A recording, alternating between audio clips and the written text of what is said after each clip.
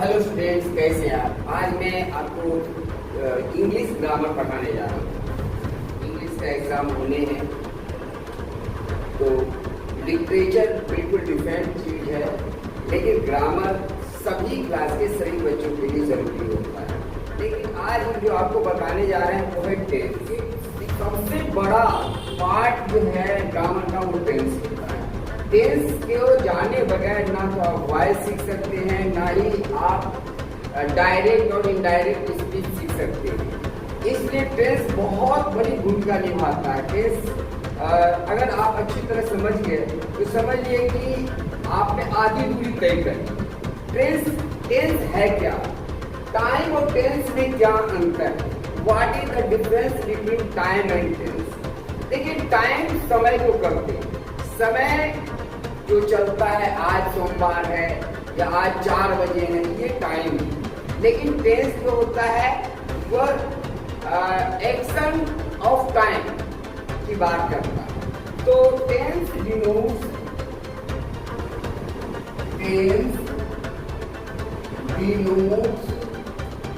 The time of action. जो tense जो होता है वो किसी भी कार्य करने या होने का समय बताता है। टेंस, जिसको हिंदी में काल कहा जाता है, किसी क्रिया या कार्य के होने या करने के समय का बोध कराता है। करने के समय का बोध कराता है।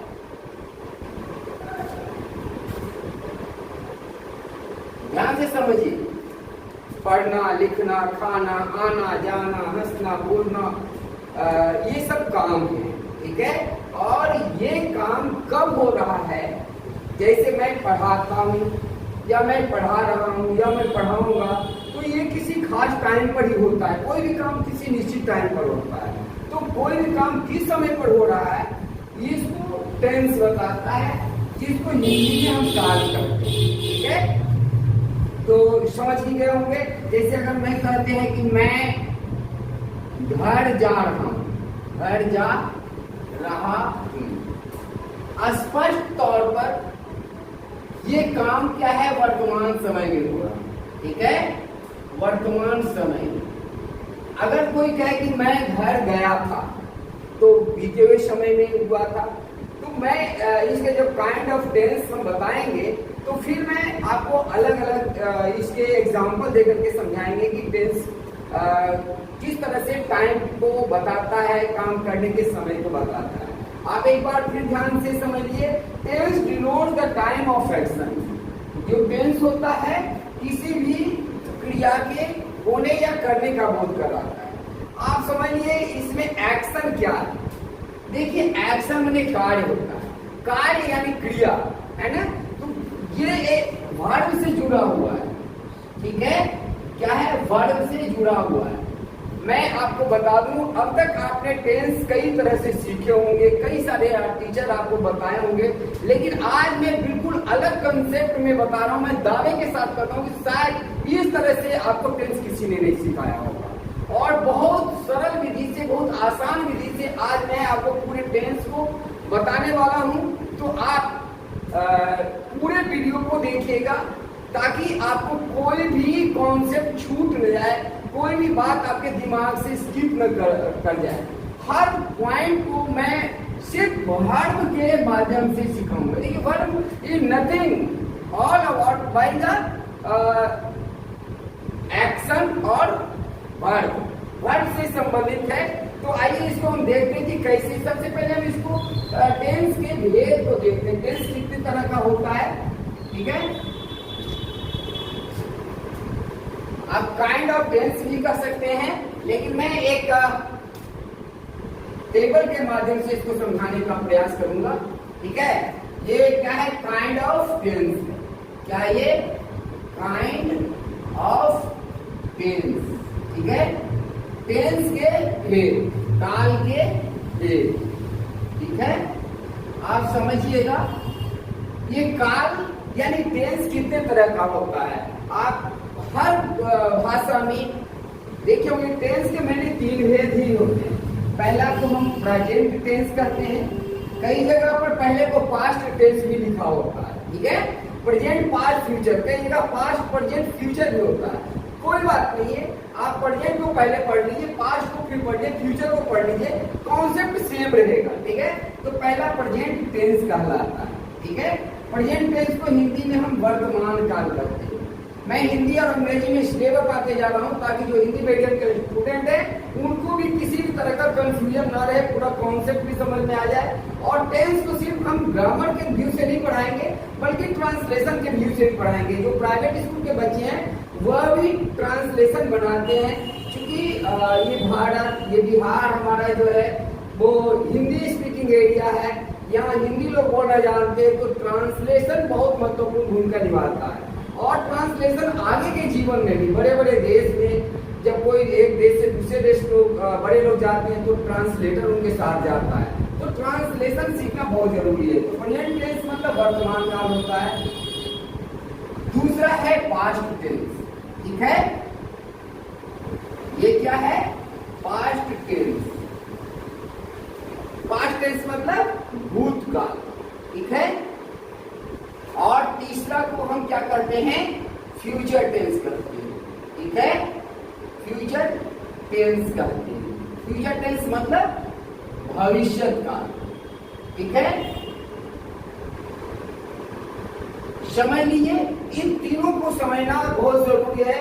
इसके बाद मैं इसके भेद को भी समझाऊंगा, और हम नहीं चाहते कि आपको इतना शॉर्ट में समझाया जाए कि आपके दिमाग में ना आए। हम चाहते हैं कि आपको हर वर्ड, हर चीज अच्छी तरह से समझ में आ जाए। तो पहले समझिए कि प्रेजेंट टेंस क्या होगा। प्रेजेंट टेंस वर्तमान, वर्तमान मतलब जो समय चल रहा है।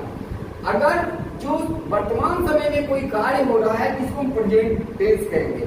जैसे कहते हैं कि वह खाना खा रहा है, ठीक है, वह खाना खा रहा है। देखिए मैं इसी कॉन्सेप्ट समझा रहा हूँ। अगर आपको डेफिनेशन लिखना हो तो आप ऐसे लिख सकते हैं कि जब कोई कार्य वर्तमान समय में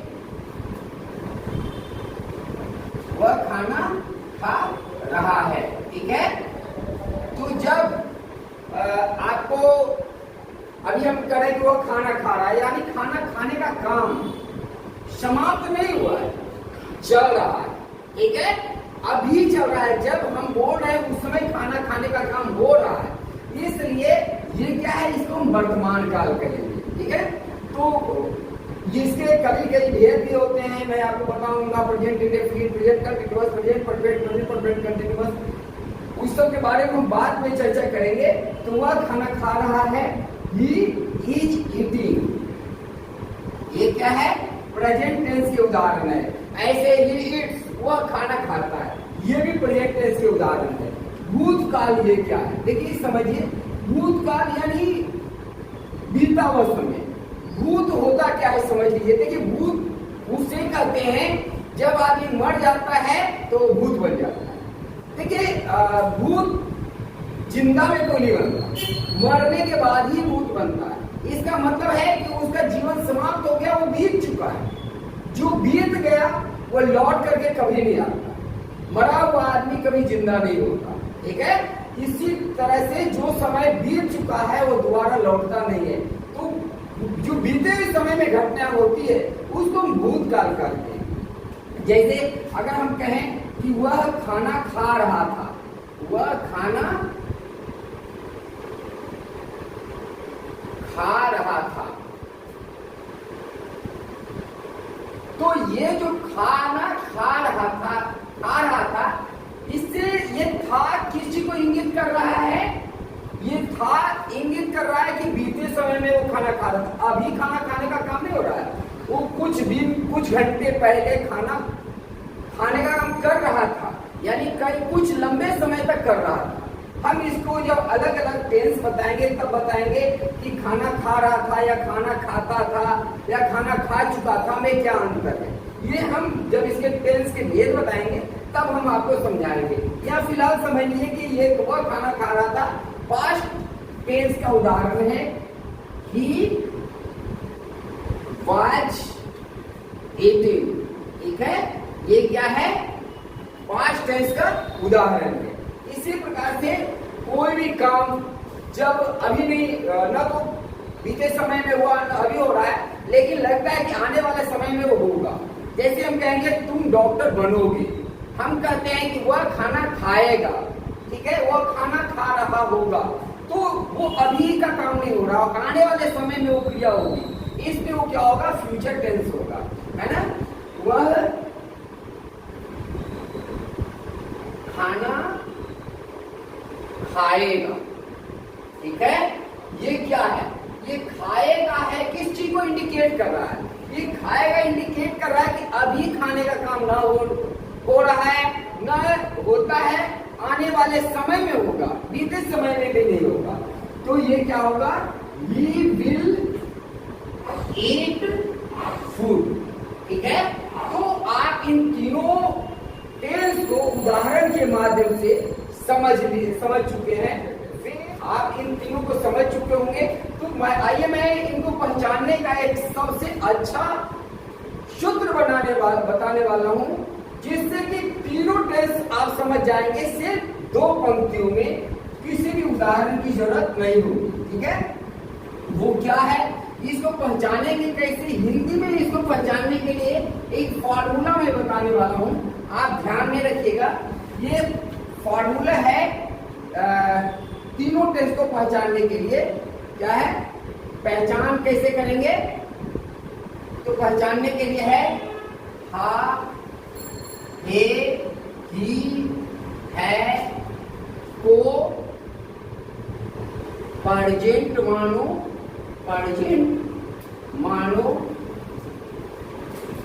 था, थे, थी, को पास्ट,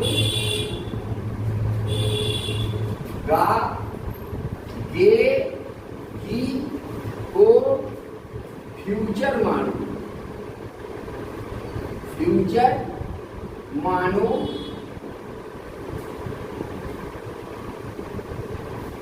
फिर करो टेंस से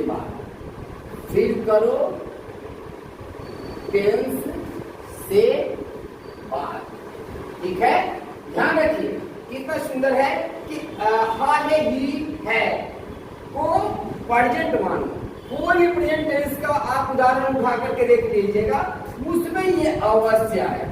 वह खाता है, वह खा रहा है, वह खा चुका है, वह खा रहा, 5 दिनों से क्रिकेट खेल रहा है, सब में हा है ही आया। रही थी, वह खा चुकी थी, ये पास्ट टेंस में आएगा। खाते थी, वह खाती थी, वह खा रही थी, वह खा चुकी थी, वह 3 महीने से स्कूल में पढ़ रही थी। ये सारे जो है था, थे, थी जो है वो पास्ट टेंस में आता है। और फ्यूचर टेंस को पहचानना है तो उसमें आप ध्यान दीजिएगा कि गा, गे, गी लगेगा। हिंदी शब्द में, हिंदी सेंटेंस के अंत में गा, गे, गी लगा रहेगा। वह खाएगा, वह खा रहा होगा, वह खा चुका होगा जैसे। तो यहाँ बड़ा अच्छा इसको ध्यान में रखना जरूरी है, आप इसको याद ही कर लीजिएगा। हा, है, ही, है को प्रेजेंट मानो, था, थे, थी को पास्ट, गा, गे, की को फ्यूचर मानो, फिर करो टेंस से बात। अगर आपको टेंस पढ़ना है, टेंस सीखना है, तो आप इसको जरूर समझिए। टेंस से आपको बात करनी है तो ये पहचान आपके दिमाग में बनी रहनी चाहिए। अगर आप इसको याद रखेंगे तो कभी कोई प्रॉब्लम नहीं आएगा। हम समझा चुके हैं कि किस तरह से हा, है, ये एकदम पहचान है, इसके बगैर कोई प्रेजेंट टेंस हो ही नहीं सकता। अगर हिंदी वाक्य के अकॉर्डिंग आप देखते हैं तो, लेकिन इंग्लिश मीडियम के बच्चे को समझाने के लिए इसकी जरूरत नहीं है। वहां पर फॉर्म ऑफ सेंटेंस के माध्यम से समझाया जाता है, स्ट्रक्चर के माध्यम से समझाया जाता है।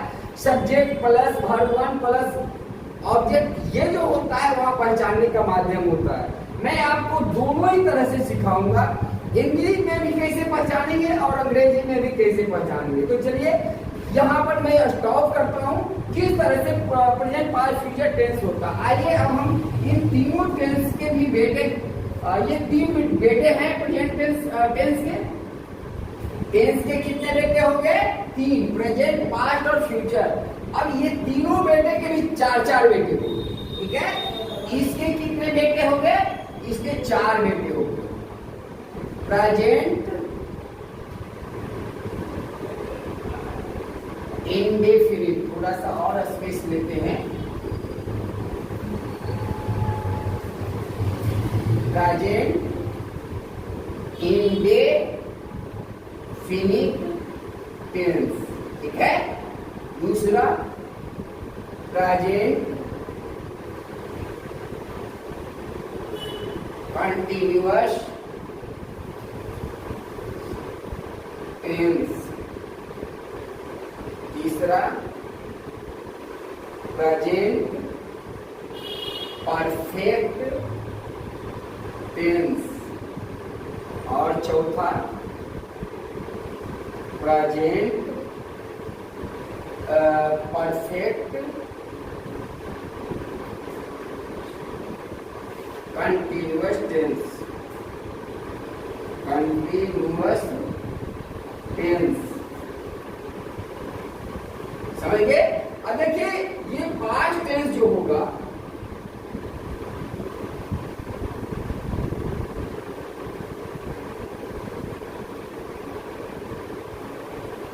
इसके भी चार बेटे हुए। और इंटरेस्टिंग है, आपको सिर्फ याद रखना है इंडेफिनिट, कंटिन्यूअस, परफेक्ट और परफेक्ट कंटिन्यूअस, बाकी सब वही जुड़ा रहता है, ठीक है। Past indefinite, indefinite tense, past perfect, past continuous, continuous tense. तीसरा पास्ट परफेक्ट टेंस। और चौथा पास्ट परफेक्ट कंटिन्यूअस टेंस, ठीक है। इसी प्रकार से इसका फ्यूचर का भी होता है, फ्यूचर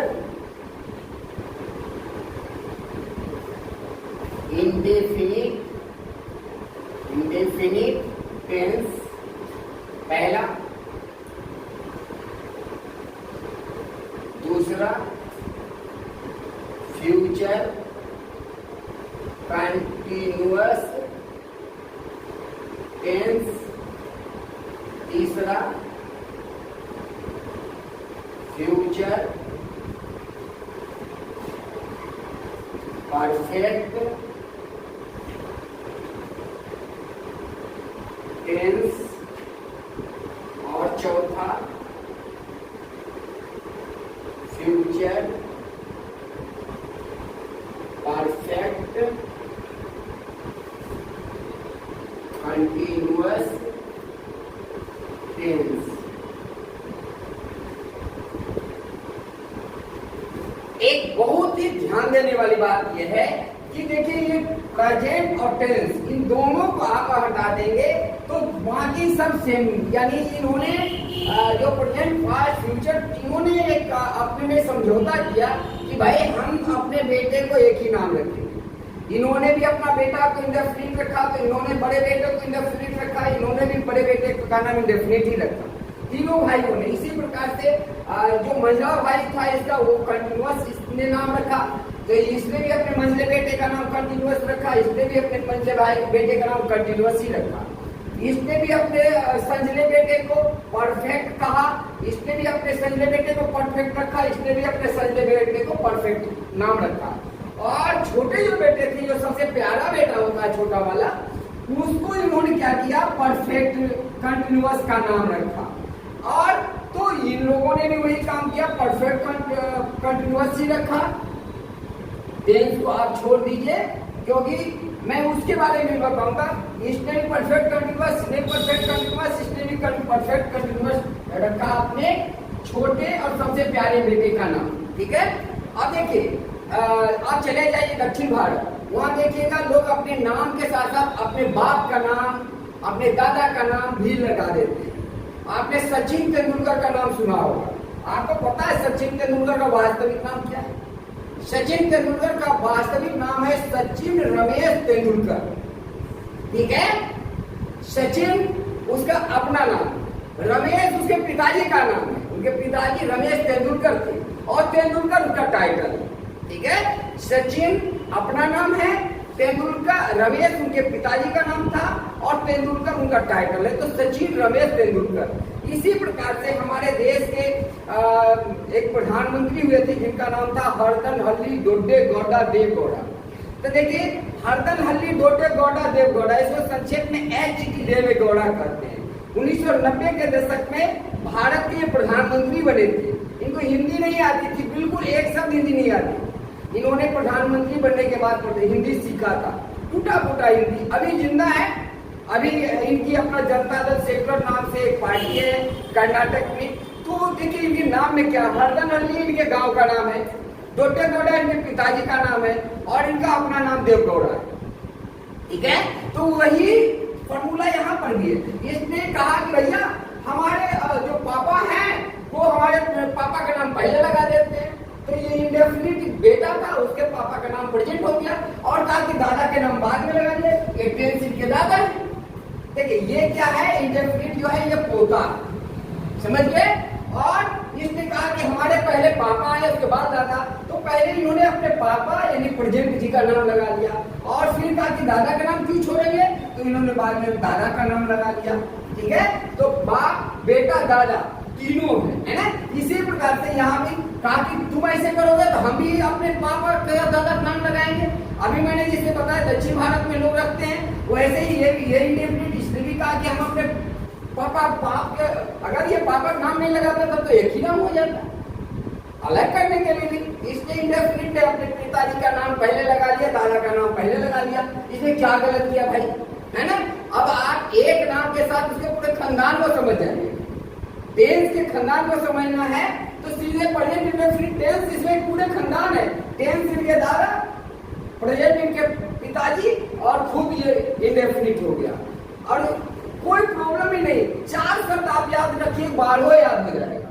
सिर्फ 4 नाम रखिए यार, इंडेफिनिट, कंटिन्यूअस, परफेक्ट और परफेक्ट कंटिन्यूअस, 12 याद हो जाएगा। खाली उसके बाद दादा का नाम बाद में आप जोड़ दीजिए। एक और इंटरेस्टिंग मैं बात बता दे रहा हूँ कि ये अपने बाप दादा के नाम तो रख ही लिए और इसमें कुछ मुझे लगता नहीं कि कोई प्रॉब्लम होगा समझने में, आप आसानी से इसको समझ सकते हैं। ठीक है, तो ये तो जो थे टेंस के बहुत विधान, मैं ये कह रहा था कि कई टेंस के नाम अलग अलग भी हो सकते हैं। जैसे इंडेफिनिट है तो कहीं इसको सिंपल प्रेजेंट टेंस भी कहा जाता है, सिंपल पास्ट टेंस भी कहा जाता है, सिंपल फ्यूचर टेंस भी कहा जाता है।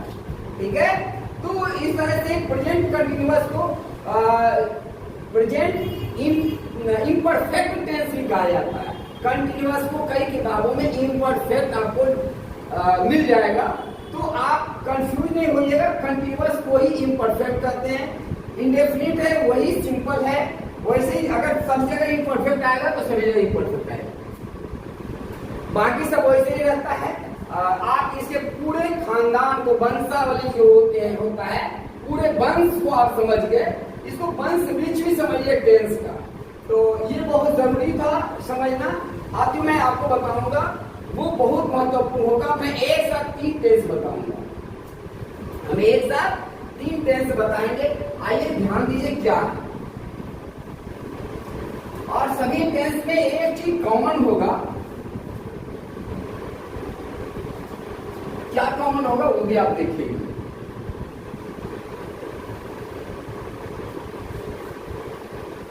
अगर आपको टेंस सीखना है तो अभी का पार्ट बिल्कुल भी आपको मिस नहीं करना है, क्योंकि अभी का एक एक वर्ड आपको जो होगा आपके लिए महत्वपूर्ण होगा, और उसको आपने अगर स्किप किया तो आप टेंस को बिल्कुल नहीं समझ पाएंगे, कोई भी चीज को आप नहीं समझ पाएंगे। तो सबसे पहले आइए हम टेंस के सिर्फ इंडेफिनिट टेंस को लेते हैं। इंडेफिनिट टेंस, देखिए हम आपको संक्षेप में एक साथ 3 टेंसेस समझाएंगे। प्रेजेंट, पास्ट, फ्यूचर, तीनों के इंडेफिनिट हम समझाएंगे। इंडेफिनिट हो गया तो पहचान क्या है? पहला है पहचान। कैसे पहचानेंगे? प्रेजेंट इंडेफिनिट का पहचान क्या होता है? अगर हिंदी से आप देखेंगे तो इसकी हिंदी क्रिया के अंत में, हिंदी क्रिया के अंत में ता है। देखिए, के हैं या ती है लगा रहता है। ठीक है, यह पहचानने का नियम है हिंदी में। ठीक है, अंग्रेजी में कैसे पहचानेंगे? स्ट्रक्चर की किताब में लिखा रहता है। तो अंग्रेजी में पहचानने के लिए क्या है इसका? अंग्रेजी में ये पहचान ही है, समझ लीजिए। वो है कि होता है, इसमें सबसे पहले सब्जेक्ट रहता है। ठीक है, इसके बाद सीधे वर्ब का फर्स्ट फॉर्म रहता है। इसमें आप एस या ईएस लगा सकते हैं। कब लगाएंगे, क्यों लगाएंगे, मैं आपको अच्छी तरह समझाने वाला हूं।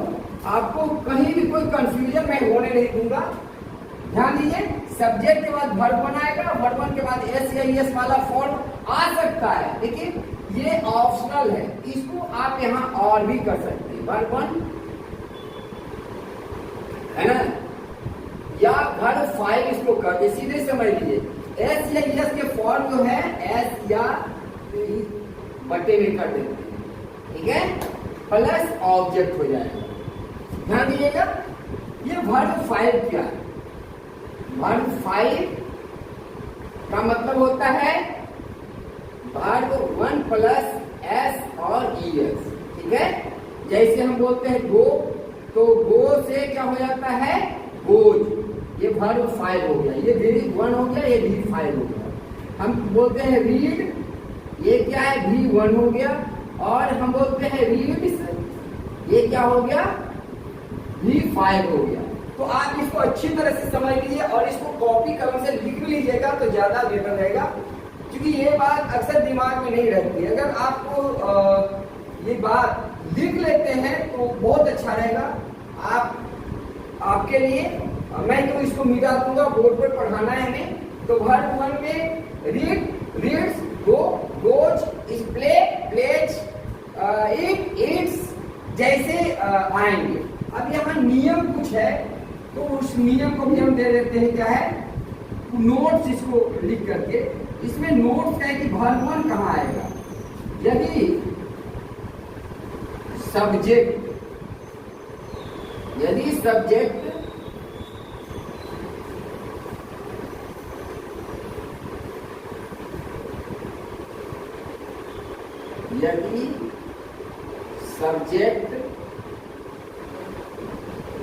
थर्ड पर्सन सिंगुलर नंबर का हो।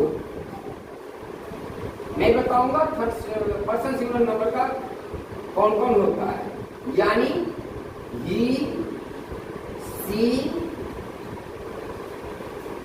इट और नेम। अगर ये हो थर्ड पर्सन सिंगुलर नंबर, बस यही होता है। नेम एक आदमी का नाम होना चाहिए। एक से ज्यादा आदमी का अगर नाम हुआ तो वो सिंगुलर नहीं प्लूरल हो जाता है। अगर ये होता है तब क्या लगाते हैं? वर्ब 1 ही रहता है। तो वर्ब 1 में एस या ईएस लगाते हैं, एस या ईएस लगाते हैं। ठीक है,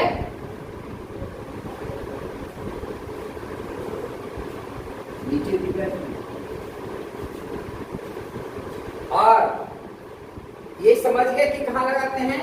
अगर वर्ब सब्जेक्ट अन्य सब्जेक्ट करने के बाद, अन्य सब्जेक्ट जैसे आई, वी, यू, दे या प्लूरल नेम, इसको थोड़ा इरेज कर, या प्लूरल है, ये इसको आप ध्यान से जरूर लिख लीजिएगा। हम इसको मिटाने जा रहे हैं। अगर subject third person singular number का होता है, जैसे ही, सी, इट या नेम रहता है, तो वर्ब वन में हम यस या यस लगाते हैं। अगर ये subject third person singular number के अलावे कोई और भी रहता है, तो हम उसमें एस या यस नहीं लगाते हैं, सिर्फ वर्ब वन ही रहता है। प्लूरल नंबर जैसे राम या राम एंड श्याम है, तो ये प्लूरल हो गया। राम एंड श्याम एक साथ आ रहा है तो प्लूरल होता है, ठीक है। तो तब हम वर्ब वन में कुछ भी नहीं लगाते, वर्ब वन में कुछ भी नहीं लगाते,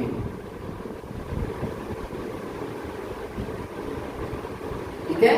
आप ये समझ गए। मैं एग्जांपल से भी समझाऊंगा कि ध्यान में देना है। मैं इसको भी बताऊंगा सिंगुलर प्लूरल क्या होता है, पर्सन क्या होता है, आप जरूर पढ़े होंगे, फिर भी मैं इसको एक बार समझा दूंगा। एक बार फिर मैं दोहरा देता हूं। अगर सब्जेक्ट, ये क्या है, सब्जेक्ट है, इस जगह पर आई, ही, सी, इट या राम मोहन जैसे कोई एक व्यक्ति का नाम रहता है, तो यहाँ पर ये वर्ब का फिफ्थ फॉर्म आ जाएगा, ठीक है। और अगर यहाँ पर आई, वी, यू, दे आता है, तो ये वर्ब का फर्स्ट फॉर्म आएगा। यही इसका रूल है, बाकी से कोई ज्यादा माथापच्ची करने की जरूरत नहीं है। आइए मैं एग्जाम्पल के थ्रू इसको हम समझते हैं, ठीक है। एग्जाम्पल,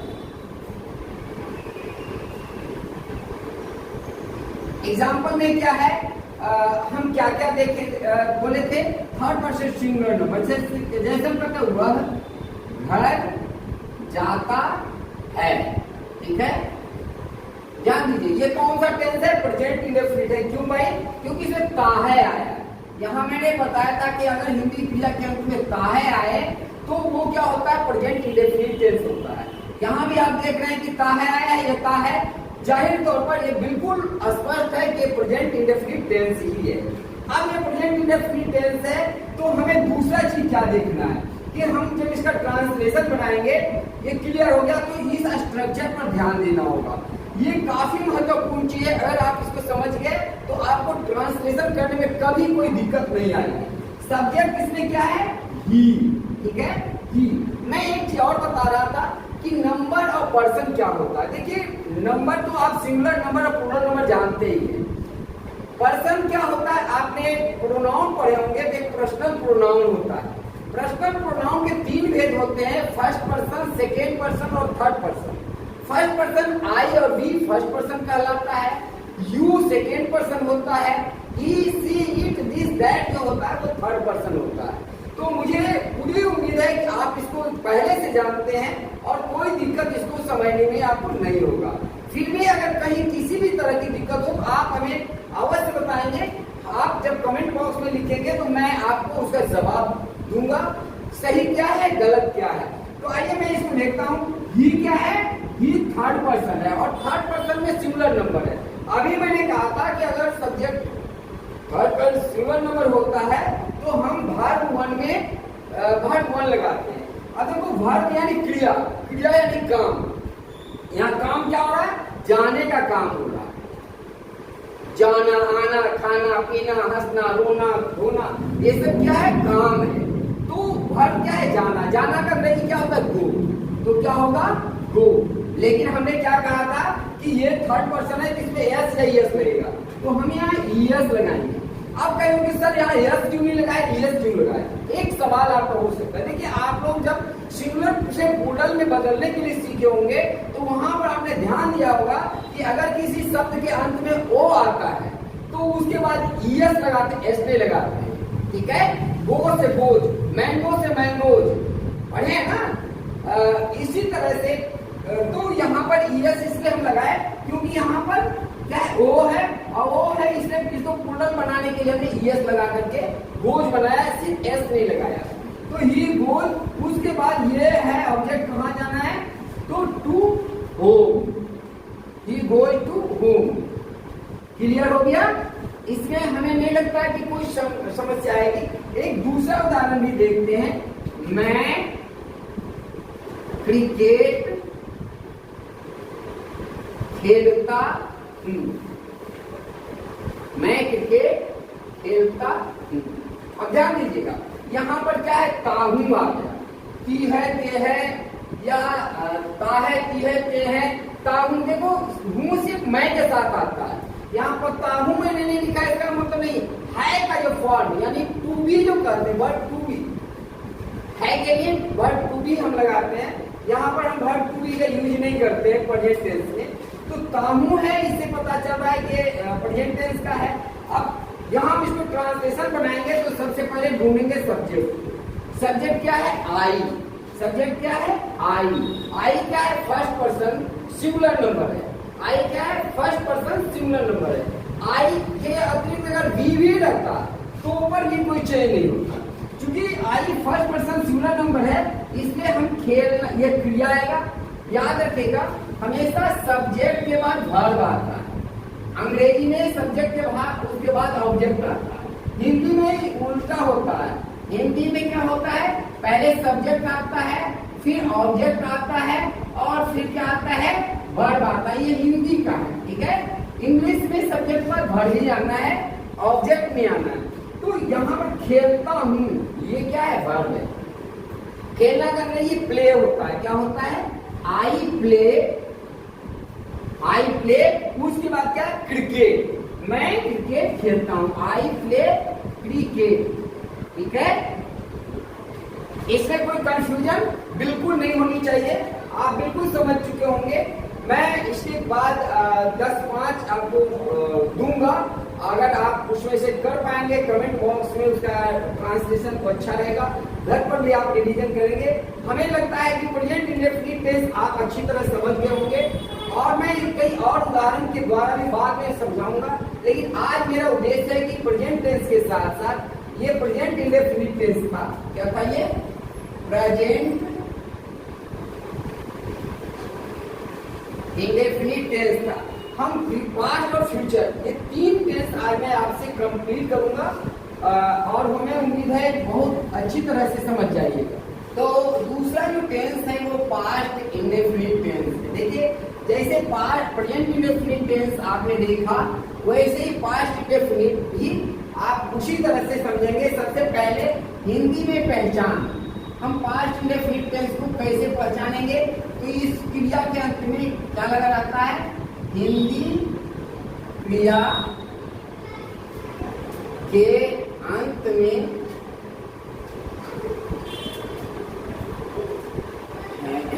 ताथा, तिथि, तेथे या आ, ई, ए लगा रहता है। आई ए लगा रहता है। ये पास्ट इंडेफिनिट टेंस है,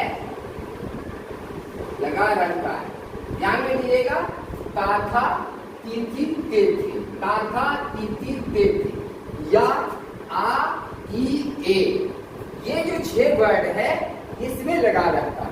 ताथा, तिथि, तेथे या आ, ई, ए लगा रहता है। अब मैं प्रेजेंट इंडेफिनिट टेंस के समय में काफी अच्छी तरह से आपको बहुत सारी चीज बता चुके हैं कि अंग्रेजी में कैसे पहचानेंगे।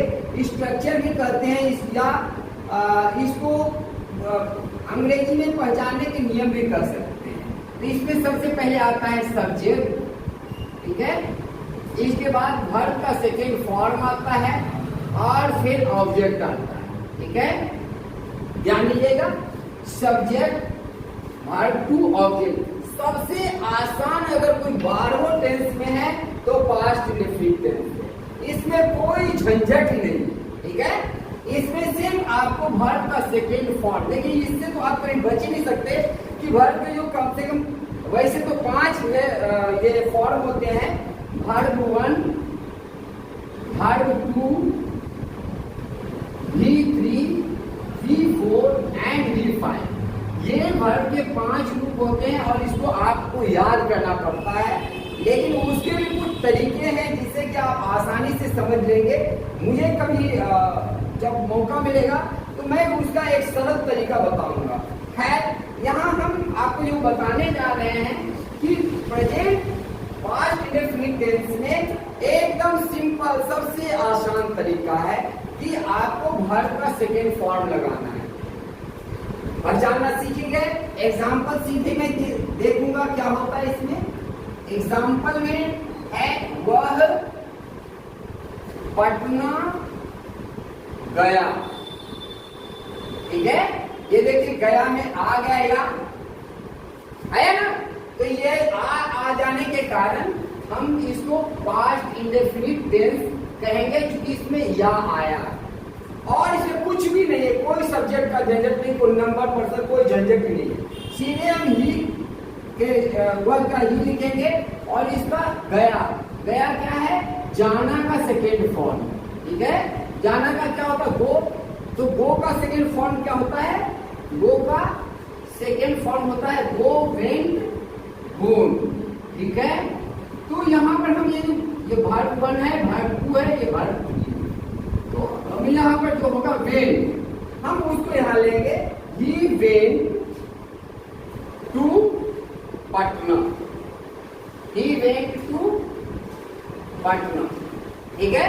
हमें आपको ये अच्छी तरह बिल्कुल समझ में आ गया होगा। यहाँ वेंट क्या है, ये वर्ब का सेकेंड फॉर्म और कुछ इसमें करना ही नहीं है, सबसे मोस्ट इजी है, इसमें सेकेंड फॉर्म कर दिया और कोई झंझट नहीं है, बिल्कुल लिख दीजिए। ये हो गया पास्ट इंडेफिनिट टेंस। और जो लास्ट है हमारा, कोई भी आप उदाहरण लिखिए, तुम क्रिकेट खेलते थे, क्रिकेट खेलते थे, यू प्ले क्रिकेट, ठीक है। इसको समझने में कोई प्रॉब्लम है नहीं, ठीक है।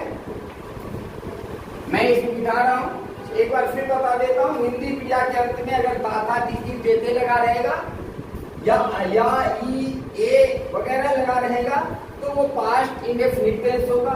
इसका स्ट्रक्चर या इंग्लिश में पहचानने का नियम है, सब्जेक्ट के बाद वर्ब प्लस ऑब्जेक्ट होता है। और उदाहरण में क्या है, जैसे वह पटना गया तो ही वेंट टू पटना, ये वेंट जो है ये आपको सिर्फ याद रखना है, ये वर्ब का सेकेंड फॉर्म है, बस यही चेंज इसमें करना है। इसमें is, am, are, was, were, has, have, कोई भी हेल्पिंग वर्ब नहीं आता है, ध्यान रखिएगा। प्रेजेंट इंडेफिनिट और पास्ट इंडेफिनिट टेंस में हेल्पिंग वर्ब नहीं लगता, is, am, are, was, were नहीं लगता। देखने में आपको लग रहा है कि है प्रेजेंट वर्ब भर जाता है तो वहां ईज लगाएंगे, नहीं, वहां हमने ही गोज टू होम लिखा था, ठीक है। तो वो नहीं होता है इसमें, ये ध्यान में रखना है।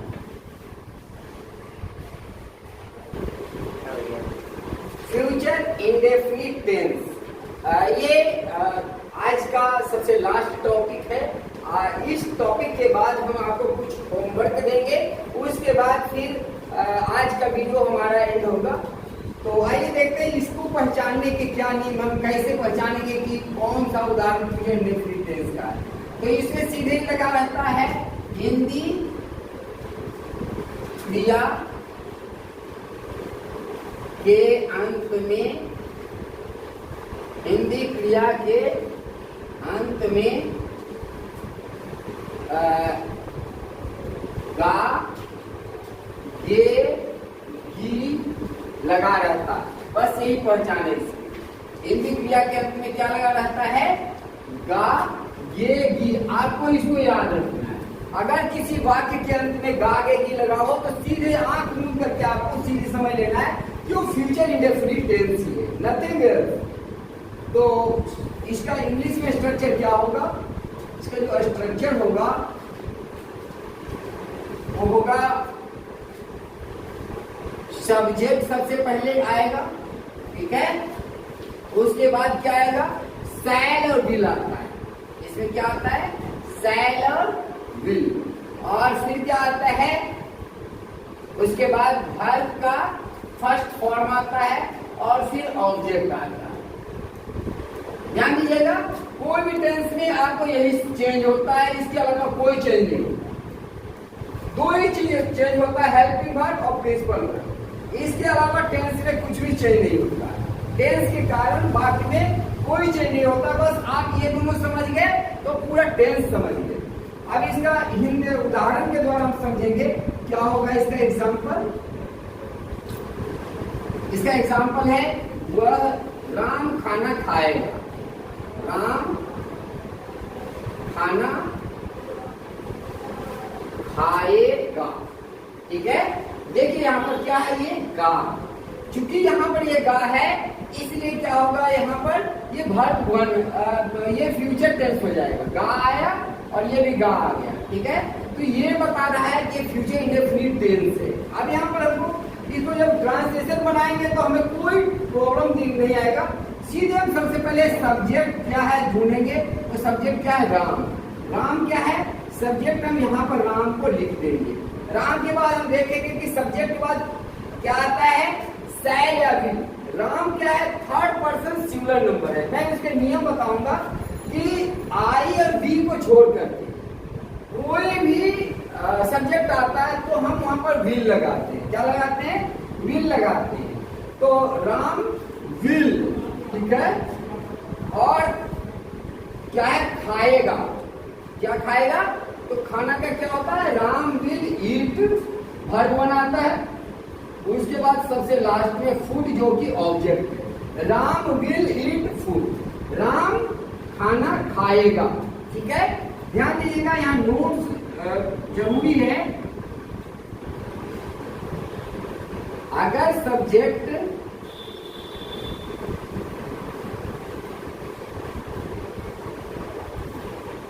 आई या वी हो तब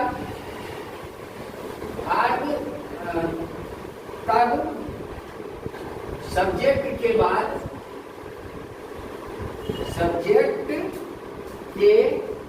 बाद शैल लगता है।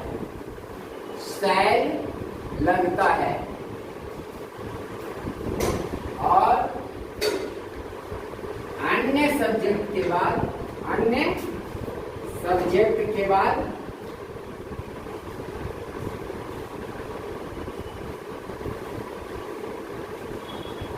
हम विल लगाते हैं। क्या लगाते हैं, विल लगाते हैं। ठीक है, अब यहाँ ध्यान दीजिएगा ओनली दो चीज को ध्यान देना है, आई और वी अगर है तो हम वहां पर क्या लगाएंगे, शैल। लेकिन ध्यान दीजिएगा आजकल के इस समय में हर सब्जेक्ट के बाद विल लगा दिया जाता है। आई के साथ भी विल लगा दिया जाता है। आई विल डू दिस वर्क, मैं ये काम करूंगा, है ना। You can do this work, तुम इस काम को कर सकते हो, है ना। वैसे ही I will do this work, मैं ये काम करूंगा। देखिए अगर डिटर्मिनेशन होता है, अगर दृढ़ प्रतिज्ञा की बात होती है कि ये काम हमको करना है तो करना, मैं करूंगा तो करूंगा, तब यहाँ आई वी के साथ ही विल लगा दिया जाता है। ये मैं आपको इसलिए बता दिया, कहीं आप ये ना देख लें कि सर आय बताए थे कि आई वी के बाद शैल लगता है, लेकिन लोग आई के साथ विल का यूज कर रहे थे। हाँ, आज के जो स्पोकन इंग्लिश है उस स्पोकन इंग्लिश में लोग शैल का प्रयोग नहीं करते हैं, वो विल का ही उपयोग करते हैं। लेकिन चूंकि आप ये जो पढ़ रहे हैं एकेडमिक क्लासेस में, तो यहाँ पर आपको शैल और विल दोनों को समझना चाहिए। आप स्पोकन इंग्लिश में विल लगा सकते हैं आई शैल के बाद। तो आइए इस उदाहरण को मैं मिटा करके दूसरा उदाहरण हम लिखते हैं। जैसे हम लोग गांव जाएंगे या हम लोग